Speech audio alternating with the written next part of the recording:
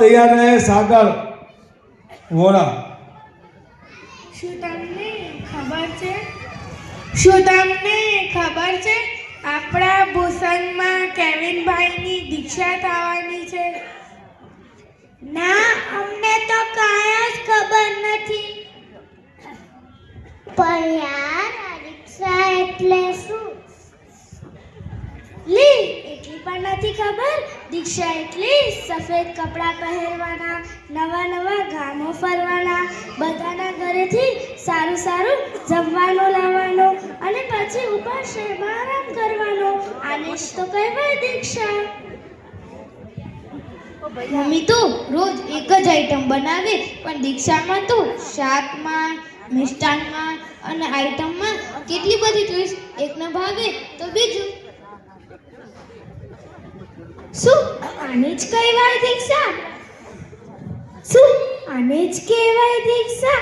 આવી રીતે હોય તો મજા પડી જાય।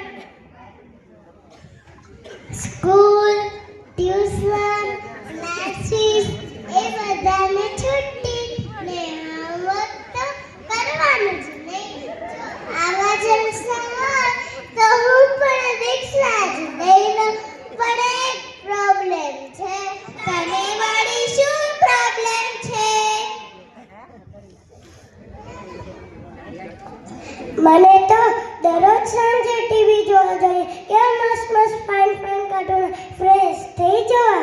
ને તારક મહેતા કા ઉલ્ટા ચશ્મા ન જોઉં તો જેઠાલાલને પણ ખોટું લાગી જાય। જો અમારા પપ્પા ભવનમાં એક ટીવી મુકાવે તો અમે જરૂર દીક્ષા લઈએ। હું પણ તમારા બધા સાથે દીક્ષા લઉં। દીક્ષા લઈએ ફરવાની તો ખૂબ જ મજા પડી જાય। એક ચોમાસું કાશ્મીર, બીજું ચોમાસું શિમલા, એક ચોમાસું ગોવા, બીજું ચોમાસું માથેરાન। પણ મને એક પ્રોબ્લેમ છે। મને પગે ચાલવાનું બિલકુલ ટેવ નથી। અરે, ઘરથી 2 ડગલા દરજી કાકાની દુકાને જવું હોય તો પણ મમ્મી એક્ટિવામાં લઈ જાય છે। એટલે પગે ચાલવાનું બહુ ટેન્શન લાગે છે। જો મારા પપ્પા એક એક્ટિવા વરાવે તો હું પણ દીક્ષા। અરે હા, દીક્ષા તો હું પણ લઉં। દીક્ષા લઈ તો સાસરે પણ નહીં જવું પડે અને રસોઈમાં કાંઈ ઝટ નહીં। પણ એક પ્રોબ્લેમ છે।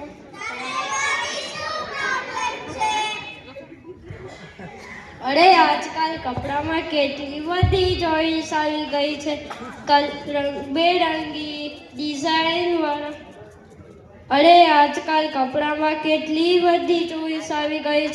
રંગીન કપડાં, ડિઝાઇન વાળા ને સફેદ કપડાં તો મેલા પણ થઈ જાય।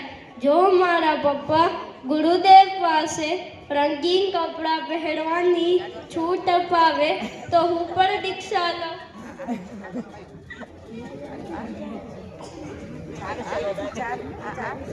તમારા બધાની વાત સાંભળી મને દીક્ષા લેવાનું મન થાય છે, પણ મને એક પ્રોબ્લેમ છે।